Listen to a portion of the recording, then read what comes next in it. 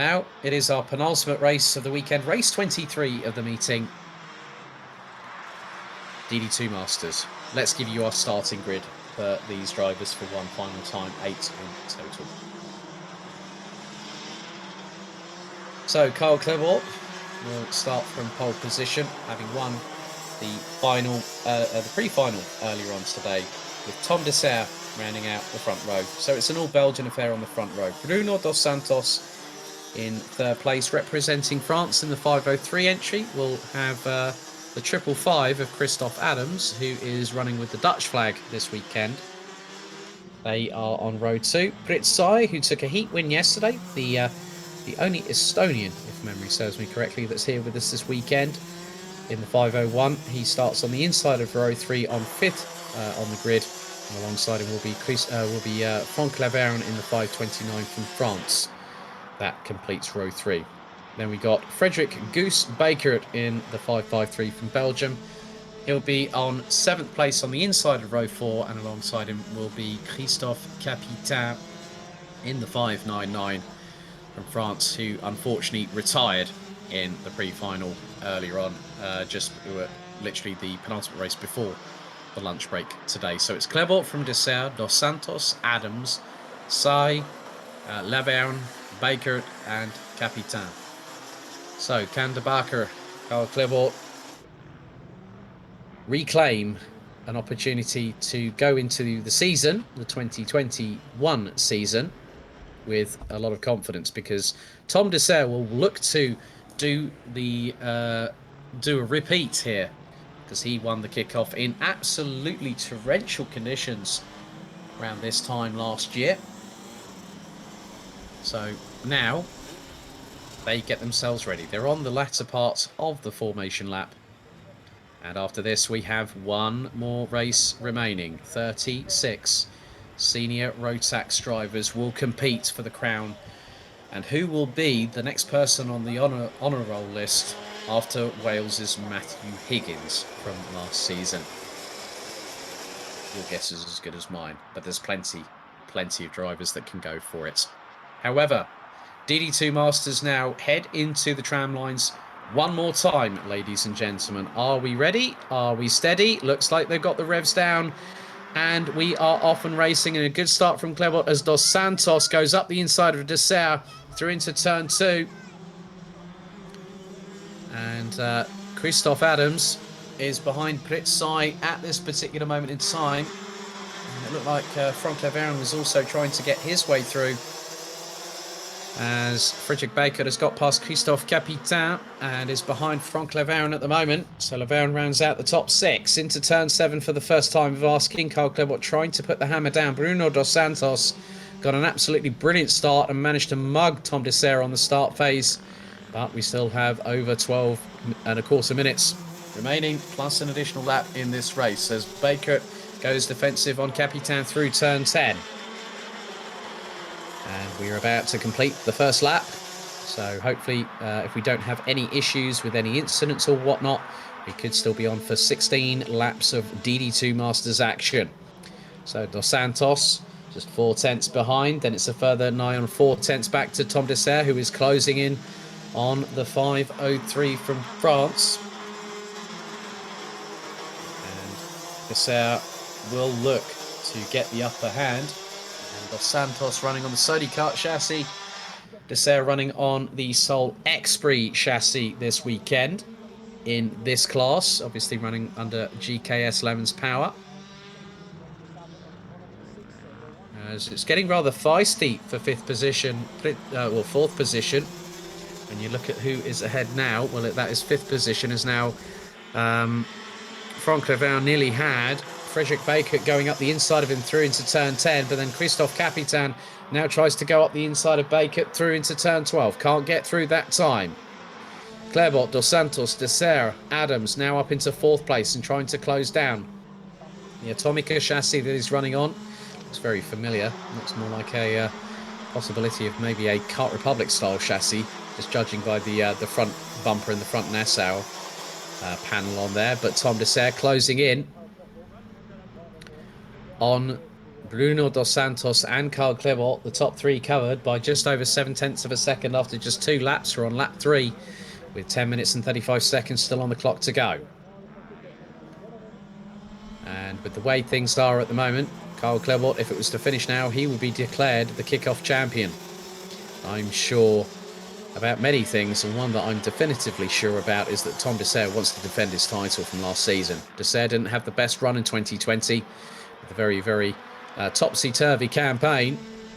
And Carl Klebot will look to have that opportunity of maybe going for a second title in 3 years. Didn't really have the best of luck last season in the BNL karting series. He also took part in some of the rounds of the Euro Trophy last season as well, amongst others.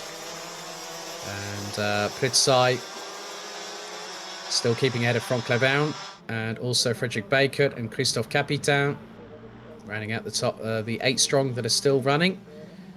And when you think about it, we'll have 4.5 times that amount at quarter to 3 this afternoon, which is probably about 18 minutes away. But these drivers still now pushing, and they will keep on pushing. Tom Dessert looks to close, and he has set the fastest lap of the race on lap 3, 54.998 from the 5:30.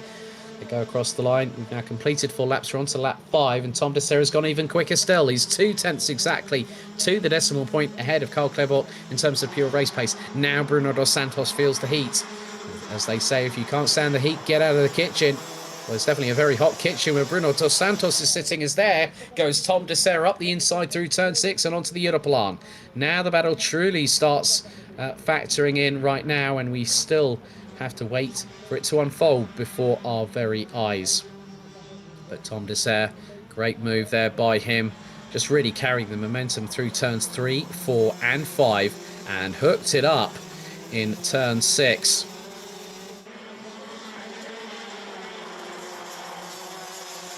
So Klebot looking to do his level best, but with Tom Dessert running so quick in that Xpree in comparison with the kart that Carl Klebot has underneath him, and that particular occasion by 1/2 tenth exactly, Carl Klebot was quicker than Tom Dessert. Bruno Dos Santos is keeping in check. Christophe Adams, in the meantime, has gone into the high 54.6s. So the 555 now starting to come alive a little bit here. He won one of the heats yesterday. Had a second and also had a disqualification post race 3.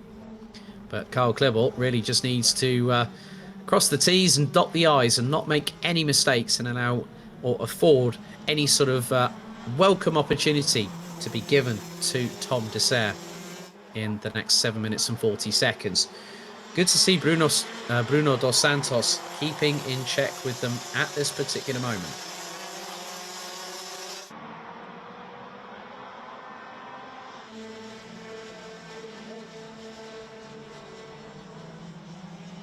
But now the battle at the top 3 really starting to heat up. Christophe Adams again. He's just set exactly the same lap time in 2 laps. So Christophe Adams now has got the gap down to the likes of Dos Santos, Dessert and Klebot. And if I'm honest here, Christophe Adams did a 54.699 second lap time twice in a row. I don't think he can make lightning strike thrice again, can you, Christophe? So they do say that sometimes lightning does strike twice, but who knows? Christophe Adams could be the one that decides otherwise this afternoon. 6 minutes and 38 seconds, just about to hit half time here in the final for DD2 Masters. And now the race really begins. Tom Dessert has got to within 1.7 tenths of a second of Carl Klebot. So I would think in the next lap or two, Tom Dessert will go for that move that could ultimately decide if he is the victor. But what you've got to remember from the pre-final is that Carl Klebot had Tom Dessert going up the inside of him, but then Klebot played the smart game, played the strategist game, did a bit of the Alain Prost, le professeur sort of tactic, you know, doing the absolute maximum that you need, or absolute minimum you need, to be there at the right place at the right time. And maybe Bruno Dos Santos is possibly doing that at the moment. through turn 12. We're about to complete lap number 8. And Carl Klibort will know that Tom Dessert has closed in on him. So he just adjusts the air flap for the radiator on the left-hand side for the engine. Just allow it to get a little bit more cooler air. Temperatures at Genk, not exactly, well, they've been under 10 degrees all weekend long, and it's currently 9 degrees Celsius, fast approaching mid-afternoon, so it'll be a nice early finish for the crews here, so at least they can pack down and obviously get home, and everyone can sort of have a bit of a relax and talk about what's happened this weekend. 5 minutes to go, and it looks to be cloudy but dry all the way through. So hopefully the Senior Rotax final, which kick-starts in about just under, well, around about 13 minutes time, it will be the case that the Senior Rotax final will be bringing the mushroom cloud of explosions, and multiple pins on the grenades will be thrown, as there goes Tom Dessert up the inside with 4.5 minutes remaining on the clock. He's now decided that now was the time to strike. But then Carl Klibort, he's no slouches, Carl, and he's very... They always say it's the quiet ones that you have to watch out for. Well, Carl is very soft-spoken, but he's a very, very good baker. And I think, if memory serves me correctly, he owns 3 stores as well. So bakery, Belgian baked goods are very, very much on anyone's shopping list whenever you come over to these parts, myself included. So 4 minutes to go. The top 3 still very much undecided, but Christoph Adams is trying to close. He's got 4 minutes to get up and close and personal. Well, I would say he needs to be there within 3 minutes. Now the gaps are starting to come down. Top 3 covered by just under 4.7 tenths of a second. Dessert still leads. Claiborne in second. Dos Santos in third. Adams, Pritzai, Frank Cleveron, Frederick Baker and Christophe Capitan all still circulating after 10 laps of racing. We're on lap 11, halfway through it thereof, through down the Europolan into turn 7. Claiborne now senses that probably in the next 2 minutes, if I was Carl Claiborne, I know that he would probably wait until the last moment possible to get past Tom Dessert and not allow the 530 to have a chance of getting past.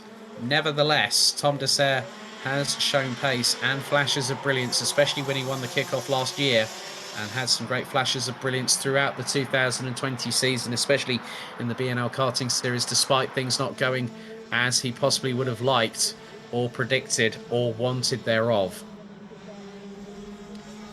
2 3/4 minutes still to go. Battle for the lead very much on.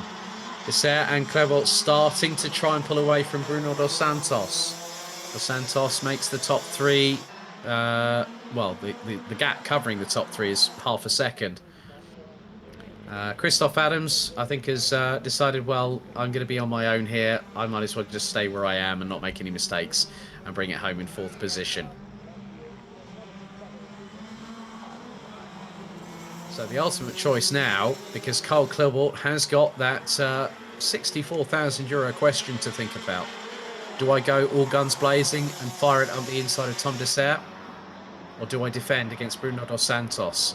But he's got to make a decision quickly, and I would say in the next 60 seconds he's got to do so, because he needs to be closer than 0.2 of a second to Tom Dessert. If he can get closer, now you can see that Carl Claiborne, through the body language and the amount of steering corrections that he's having to put through, he is now hustling that kart. And that means that the warning signs, from my perspective on commentary, shows that Tom Dessert will have to fight. 90 seconds on the clock remaining. Carl Claiborne is within a kart length of the back bumper of Tom Dessert as they exit the left-hand hairpin at turn 9. Now into turn 10. Claiborne is closing. He is within a quarter of a kart length as they now go through into turn 10. Claiborne won't do it now. He'll wait. He'll come out of turn 10, as will Dessert. Just over 60 seconds on the clock remaining. Claiborne looking for the move. That nearly could have happened right there, but he decided, no, that gap was not right. It's not what I need. So Tom Dessert now has his thinking cap on top of his race helmet. As now Bruno Dos Santos will have a chance I think he could go for second if Carl Clermont makes a mistake. Now, Carl Clermont did have an opportunity. He was 0.163 behind as Christophe Capitan trying to go up the inside of Frederick Baker in the latter stages. We're now on to the last 30 seconds of this race plus an additional lap. I think with the pace that they're showing at the moment, they've been running in the mid 54s. I think they're going to cross the line with seconds to spare, so we'll then go on to the penultimate lap. That will give 2 laps. That will give Carl Clermont 2,720 metres of tarmac to try and battle away through into turns 1 and 2. Not this time around. Dessert is waiting for when Clermont is going to strike, but Clermont, we know how wily this old fox is, and he will be able to do something at the drop of a hat, and he sends it up the inside through turn 6 onto the Europalan. And Tom Dessert gets run out a little bit wide, but I think that was a very fair move from Carl Clermont. Dessert knew something was coming, but he had to try and anticipate it. And he thought, well, it'll come through turn 2, won't it? No, it didn't. It came through turn 6 because Clermont was hustling the cart and got it nailed going through 3, 4 and 5. And then said peekaboo to Tom Dessert. So going on to the final lap of the race, just 1,360 metres. It is between, I think, it's going to be between Clermont and Dessert. We go on to the 16th and final lap. Dessert was just over a tenth behind Carl Clermont, but was less than half a tenth quicker on that previous lap. Through into 5 for the final time. Then into the right at 6. Carl Clermont's going to take a tight line. He does so.